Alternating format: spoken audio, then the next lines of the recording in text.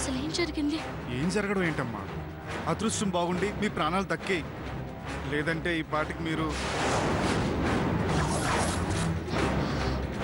మీరు తిన్న ప్రసాదంలో విషం కలిసిందమ్మా.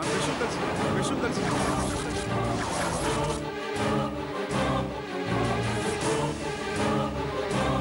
మిమ్మల్ని చంపడానికి కుట్ర చేశారమ్మా.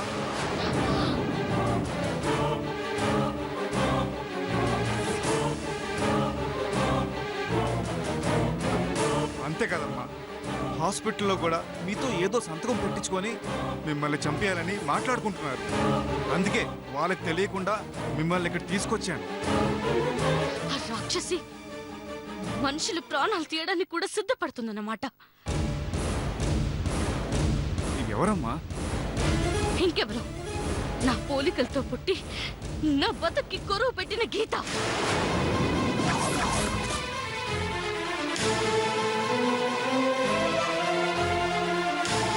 దాని రాక్షసత్వాన్ని చూపిస్తుంది. లేదమ్మా, గీత మిమ్మల్ని చంపాలనుకోదు. అది నన్ను చంపాలనుకోలేదు. నా కుటుంబాన్ని పొట్టన పెట్టుకోవాలని చూస్తుంది.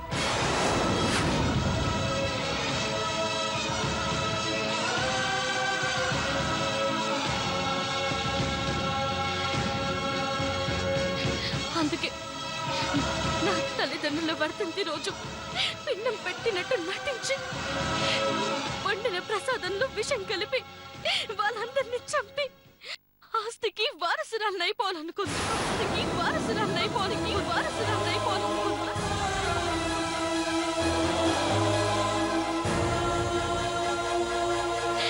కానీ సమయానికి దాని స్థానంలోకి నేను వెళ్ళాను. ఆ ప్రసాదం నేను తిన్నాను. అందుకే నేను హాస్పిటల్ పాలయ్యాను. కాదమ్మా, నిజం కళ్యాణ్, నువ్వు చెప్పినట్టు మనం సమయానికి అక్కడికి వెళ్ళకపోయినా, ఆ ప్రసాదం నేను తినకపోయినా ఈ రోజు నా కుటుంబం బలైపోయేది.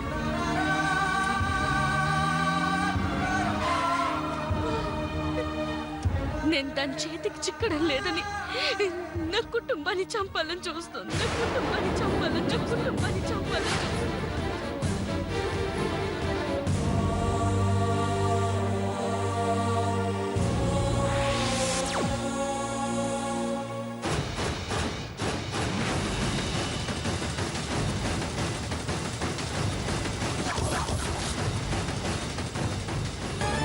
అమ్మగారు. కళ్యాణ్, ఇక చూస్తూ ఊరుకోలేను. దాంతో తాడో పేడో తేల్చుకుంటాను.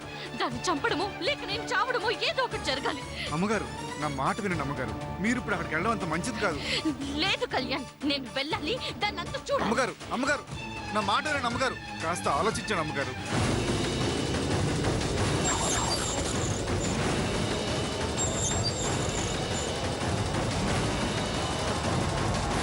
కళ్యాణ్, ఇలా చూస్తూ పోతే నా వాళ్ళు నాకు దక్కరు. అది దేనికైనా దిగజారుతుంది.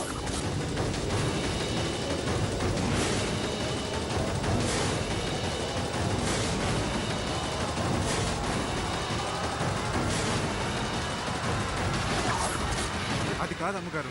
నేను ఇంకేం వినను కళ్యాణ్. అమ్మగారు. కళ్యాణ్, సంతోష్,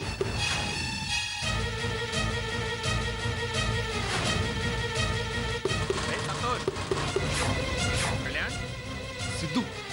సంతోష్, సిద్ధు,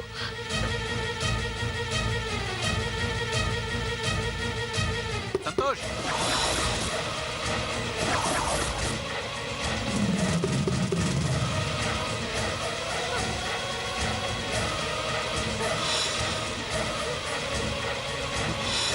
సిద్ధు.